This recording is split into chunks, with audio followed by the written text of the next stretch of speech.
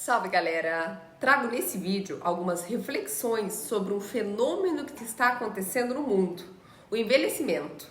Tanto em países subdesenvolvidos como em países desenvolvidos, é visto a pirâmide invertida, mais estreita na base e mais larga nas pontas. Isso aponta que as taxas de fecundidade, natalidade, fertilidade e mortalidade infantil estão reduzidas, devido a melhores condições de infraestrutura, saneamento e, por fim, o aumento da qualidade de vida.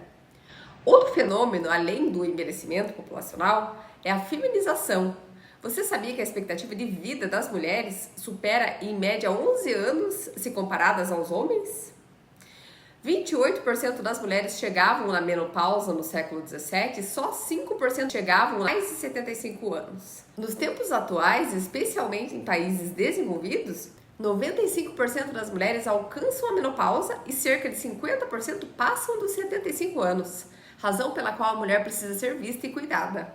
O envelhecimento é entender sobre a continuidade do curso da vida. Na biologia, o envelhecimento está relacionado com a diminuição da resistência da reserva funcional e o maior risco de finitude que a morte traz. Muitos idosos não têm como realidade a dor e a tristeza nessa etapa. Mesmo que alguns idosos apresentem alguma doença considerada crônica, muitos não se limitam a continuar as atividades por causa da doença, levando a vida naturalmente, pois fazem controle da enfermidade e a vida segue. Não se mostram também satisfeitos com a vida. A pauta envelhecer com sucesso tem sido bastante abordada nos tempos atuais. Esse sucesso de envelhecer tem alguns elementos que são levados em conta, como a probabilidade baixa de ter doenças, bem como incapacitar o paciente porque tem a doença. Outro ponto é a capacidade funcional alta, assim como a física e a cognitiva, e por fim está também associado ao engajamento com a vida. Então, envelhecer com sucesso é sobre um conjunto que vai desde a saúde física, mental, independência nas rotinas diárias, integração social, suporte da família e autonomia econômica. O bem-estar no processo de envelhecer é equilibrar os níveis e as dimensões associadas à funcionalidade do ser. Isso não quer dizer que o idoso não enfrentará problemas, mas terá resiliência para lidar com o problema. No caso da mulher, dentro do processo do envelhecer, vem a menopausa e o climatério. Etapa crítica, pois a mulher fica mais vulnerável e também com mais predisposição para algumas doenças. A saúde do físico no envelhecer vai além de não apresentar alguma patologia.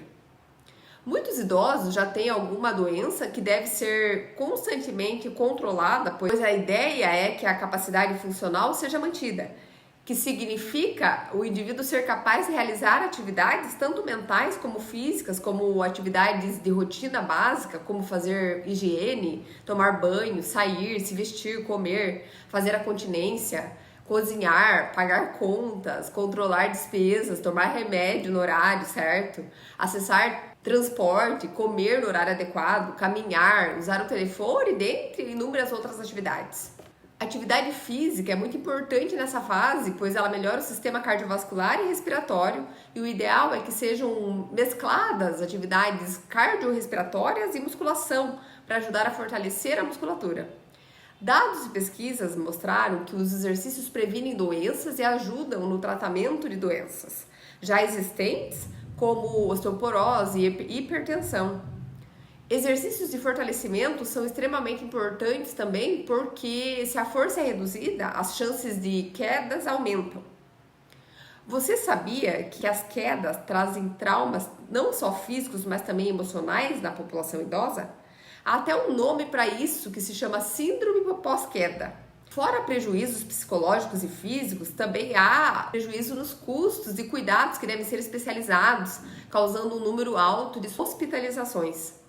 Outro ponto que deve ser visto é que, para que o equilíbrio ocorra, alguns sistemas precisam estar intactos, como o somato sensorial, vestibular, o labirinto visual. Esses sistemas trabalham em conjunto para fazer que a postura ereta se mantenha. Porém, o fato de envelhecer pode afetar esses sistemas, causando maior risco de queda, devido à falta de equilíbrio. Para prevenir as quedas, podem ser feitos exercícios vestibulares, pois eles ajudam a evitar quedas, já que a falta de equilíbrio apresenta risco de queda.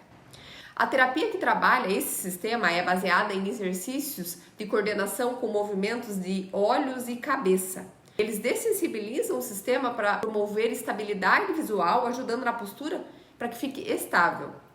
Atividades em grupo surtem também um efeito bastante positivo para os idosos, pois são trabalhados diversos níveis, dando também possibilidade de socialização. Uma questão que afeta a saúde dos idosos é a polifarmácia, que se trata de uso sem necessidade de medicamentos em associação. Essa prática apresenta um número expressivo, independente se a medicação é administrada a pedido do médico ou a pessoa se automedica. Isso aumenta as chances de efeitos colaterais decorrentes da medicação, afetando a capacidade funcional dos usuários da prática. A estimativa é que indivíduos idosos entre seus 65 e 69 anos consumam cerca de 13,6 medicamentos que são prescritos por ano. Já os que estão na faixa etária entre 80 e 84 consomem 18,2 medicamentos por ano. A polifarmácia é considerada um problema público de saúde, mostrando que a prática não traz mais qualidade de vida, e sim o contrário, pois os serviços de saúde recebem mais demanda que exige mais medicamentos. Eis a razão sobre refletir se de fato alguns medicamentos são mesmo necessários. Outra pauta relevante a ser refletida nesse vídeo e no processo do envelhecimento é sobre como a sociedade faz o culto à beleza e da juventude, vendo o envelhecimento e tudo que o corpo reflete por causa do envelhecimento como algo muito ruim ou negativo, pois vai contra a estética que nos foi imposta. As mulheres sofrem ainda mais com isso tudo. Muitas mulheres têm pavor de envelhecer e não é porque tem medo de adoecer, e sim porque tem horror às alterações que o corpo vai sofrer, porque as alterações são visíveis, causando um sofrimento psíquico considerável. Cada sociedade, além de ver o processo de envelhecimento em todos os aspectos, considerando a história da pessoa, tem uma visão a respeito da velhice da mulher. No Ocidente, a história está associada à história do corpo, algo relacionado a uma tríade física de perfeição: ser jovem, bela e saudável. Isso tudo traz uma luta psicológica a ser enfrentada quando o envelhecimento acontece. O tratamento psicológico nessa etapa é muito relevante, pois ameniza o sofrer, reorganizando esse histórico, vendo a personalidade da mulher e não só o seu estético.